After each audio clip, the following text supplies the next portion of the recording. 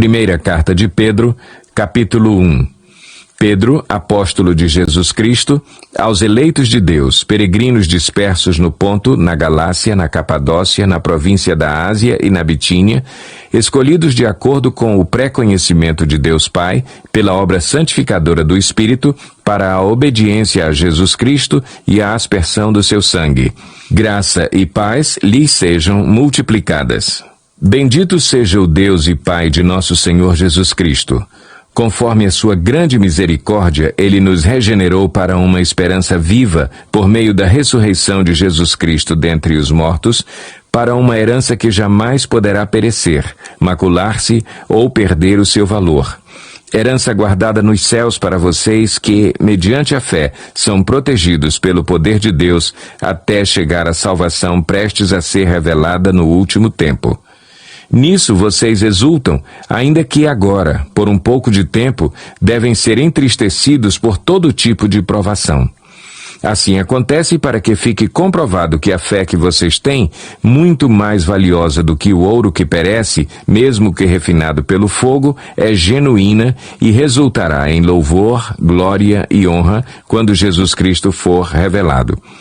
Mesmo não o tendo visto, vocês o amam, e apesar de não o verem agora, creem nele e exultam com alegria indizível e gloriosa, pois vocês estão alcançando o alvo da sua fé, a salvação das suas almas. Foi a respeito dessa salvação que os profetas que falaram da graça destinada a vocês investigaram e examinaram, procurando saber o tempo e as circunstâncias para os quais apontava o Espírito de Cristo que neles estava, quando lhes predisse os sofrimentos de Cristo e as glórias que se seguiriam a aqueles sofrimentos. A eles foi revelado que estavam ministrando, não para si próprios, mas para vocês, quando falaram das coisas que agora lhes foram anunciadas por meio daqueles que lhes pregaram o Evangelho pelo Espírito Santo enviado dos céus, coisas que até os anjos anseiam observar. Portanto, estejam com a mente preparada, prontos para agir. Estejam alertas e coloquem toda a esperança na graça que lhes será dada quando Jesus Cristo for revelado. Como filhos obedientes, não se deixem amoldar pelos maus desejos de outrora, quando viviam na ignorância. Mas, assim como é santo aquele que os chamou, sejam santos vocês também em tudo o que fizerem, pois está escrito: sejam santos porque eu sou santo. Uma vez que vocês chamam Pai aquele que julga imparcialmente as obras de cada um, portem-se com temor durante a jornada terrena de vocês. Pois vocês sabem que não foi por meio de coisas perecíveis como prata ou ouro que vocês foram redimidos da sua maneira vazia de viver, transmitida por seus antepassados, mas pelo precioso sangue de Cristo, como de um cordeiro sem mancha e sem defeito, conhecido antes da criação do mundo, revelado nestes últimos tempos em favor de vocês. Por meio dele, vocês creem em Deus, que o ressuscitou dentre os mortos e o glorificou, de modo que a fé e a esperança de vocês estão em Deus. Agora que vocês purificaram a sua vida pela obediência à verdade, visando ao amor fraternal e sincero, amem sinceramente uns aos outros e de todo o coração.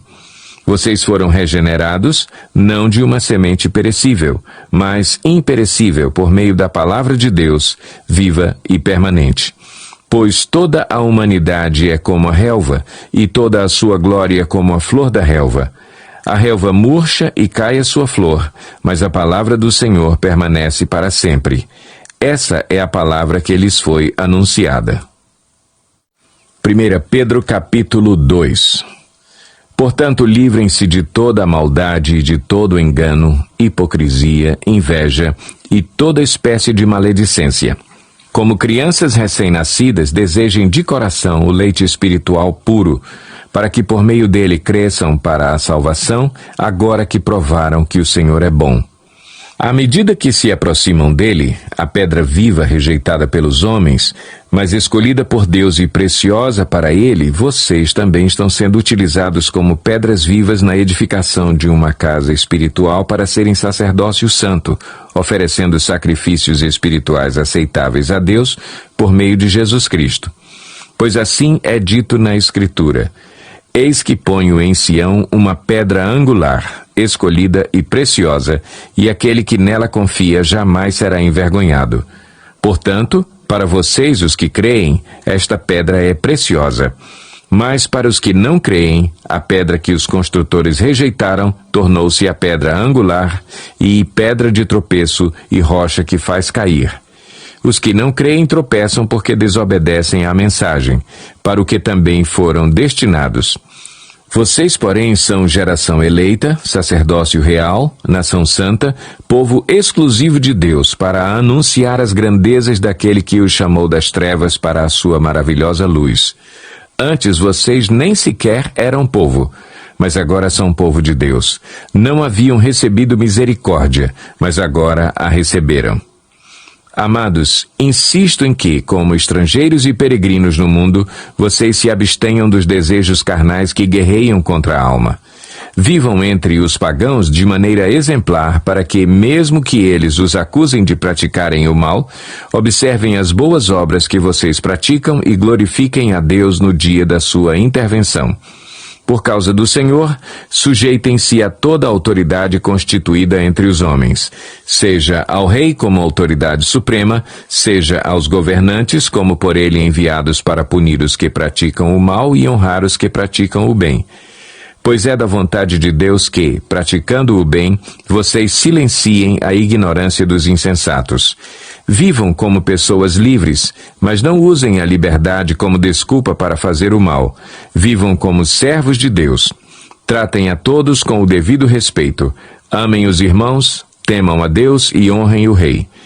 Escravos, sujeitem-se a seus senhores com todo o respeito, não apenas aos bons e amáveis, mas também aos maus. Porque é louvável que, por motivo de sua consciência para com Deus, alguém suporte aflições sofrendo injustamente. Pois que vantagem há em suportar açoites recebidos por terem cometido o mal? Mas se vocês suportam o sofrimento por terem feito o bem, isso é louvável diante de Deus. Para isso vocês foram chamados, pois também Cristo sofreu no lugar de vocês, deixando-lhes exemplo para que sigam os seus passos.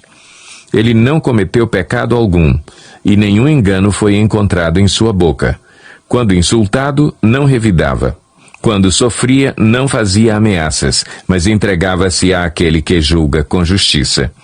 Ele mesmo levou em seu corpo os nossos pecados sobre o madeiro, a fim de que morrêssemos para os pecados e vivêssemos para a justiça. Por suas feridas vocês foram curados. Pois vocês eram como ovelhas desgarradas, mas agora se converteram ao pastor e bispo de suas almas. 1 Pedro capítulo 3. Do mesmo modo, mulheres, sujeite-se cada uma a seu marido, a fim de que, se ele não obedece à palavra, seja ganho sem palavras pelo procedimento de sua mulher, observando a conduta honesta e respeitosa de vocês. A beleza de vocês não deve estar nos enfeites exteriores, como cabelos trançados e joias de ouro ou roupas finas. Ao contrário, esteja no ser interior que não perece, beleza demonstrada num espírito dócil e tranquilo, o que é de grande valor para Deus. Pois era assim que também costumavam adornar-se as santas mulheres do passado, que colocavam sua esperança em Deus. Elas se sujeitavam cada uma a seu marido, como Sara, que obedecia a Abraão e o chamava Senhor. Dela vocês serão filhas, se praticarem o bem e não derem lugar ao medo. Do mesmo modo vocês, maridos, sejam sábios no convívio com suas mulheres e tratem-nas com honra, como parte mais frágil e co-herdeiras do dom da graça da vida, de forma que não sejam interrompidas as suas orações. Quanto ao mais, tenham todos o mesmo modo de pensar, sejam compassivos, amem-se fraternalmente, sejam misericordiosos e humildes. Não retribuam mal com mal, nem insulto com insulto. Ao contrário, bendigam, pois para isso vocês foram chamados, para receberem bênção por herança.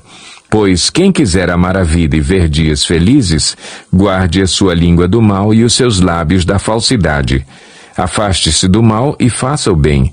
Busque a paz com perseverança, porque os olhos do Senhor estão sobre os justos e os seus ouvidos estão atentos à sua oração, mas o rosto do Senhor volta-se contra os que praticam o mal. quem há de maltratá-los se vocês forem zelosos na prática do bem? Todavia, mesmo que venham a sofrer porque praticam a justiça, vocês serão felizes. Não temam aquilo que eles temem, não fiquem amedrontados. Antes, santifiquem Cristo como Senhor em seu coração. Estejam sempre preparados para responder a qualquer pessoa que lhes pedir a razão da esperança que há em vocês. Contudo, façam isso com mansidão e respeito, conservando boa consciência, de forma que os que falam maldosamente contra o bom procedimento de vocês, porque estão em Cristo, fiquem envergonhados de suas calúnias. É melhor sofrer por fazer o bem, se for da vontade de Deus, do que por fazer o mal. Pois também Cristo sofreu pelos pecados uma vez por todas, o justo pelos injustos para conduzir-nos a Deus. Ele foi morto no corpo, mas vivificado pelo Espírito, no qual também foi e pregou aos espíritos em prisão que há muito tempo desobedeceram, quando Deus esperava pacientemente nos dias de Noé, enquanto a arca era construída. Nela, apenas algumas pessoas, a saber, 8, foram salvas por meio da água, e isso é representado pelo batismo, que agora também salva vocês, não a remoção da sujeira do corpo, mas o compromisso de uma boa consciência diante de Deus, por meio da ressurreição de Jesus Cristo, que subiu aos céus e está à direita de Deus.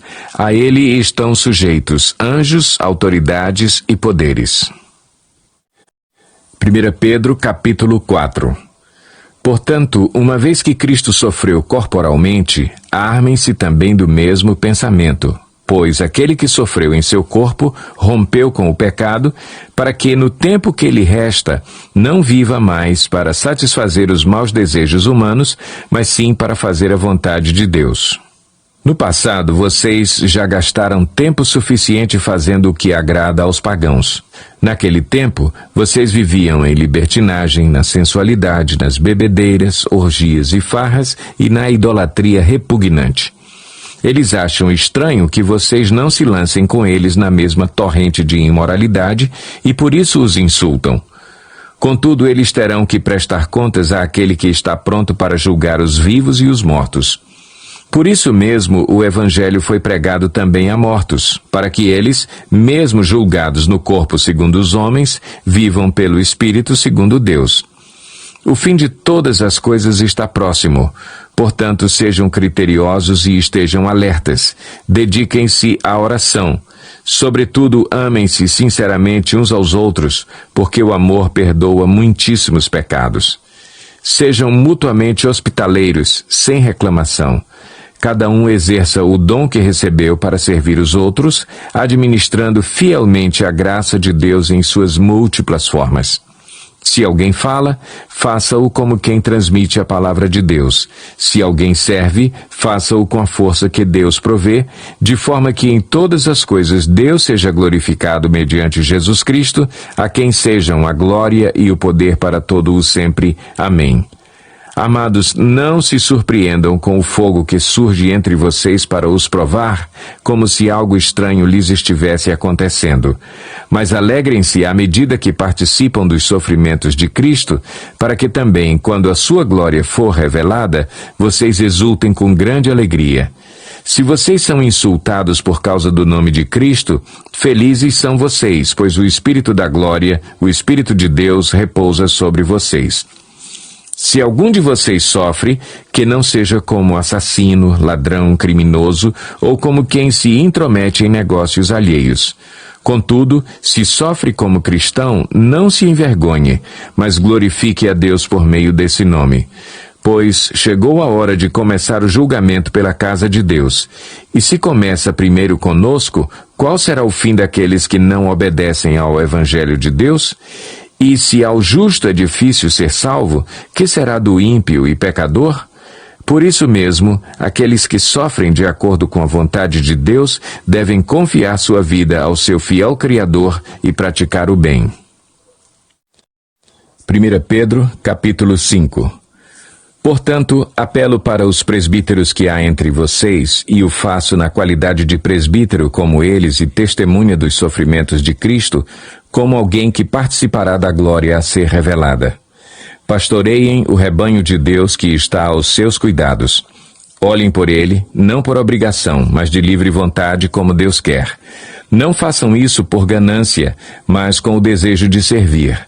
Não hajam como dominadores dos que lhes foram confiados, mas como exemplos para o rebanho. Quando se manifestar o Supremo Pastor, vocês receberão a imperecível coroa da glória. Da mesma forma, jovens, sujeitem-se aos mais velhos. Sejam todos humildes uns para com os outros, porque Deus se opõe aos orgulhosos, mas concede graça aos humildes. Portanto, humilhem-se debaixo da poderosa mão de Deus, para que ele os exalte no tempo devido. Lancem sobre ele toda a sua ansiedade, porque ele tem cuidado de vocês. Estejam alertas e vigiem. O diabo, o inimigo de vocês, anda ao redor como leão, rugindo e procurando a quem possa devorar. Resistam-lhe, permanecendo firmes na fé, sabendo que os irmãos que vocês têm em todo o mundo estão passando pelos mesmos sofrimentos. O Deus de toda a graça que os chamou para a sua glória eterna em Cristo Jesus, depois de terem sofrido durante um pouco de tempo, os restaurará, os confirmará, lhes dará forças e os porá sobre firmes alicerces. A ele seja o poder para todo o sempre. Amém. Com a ajuda de Silvano, a quem considero irmão fiel, eu lhes escrevi resumidamente, encorajando-os e testemunhando que esta é a verdadeira graça de Deus. Mantenham-se firmes na graça de Deus. Aquela que está em Babilônia, também eleita, envia-lhes saudações e também Marcos, meu filho. Saúdem uns aos outros com beijo de santo amor. Paz a todos vocês que estão em Cristo.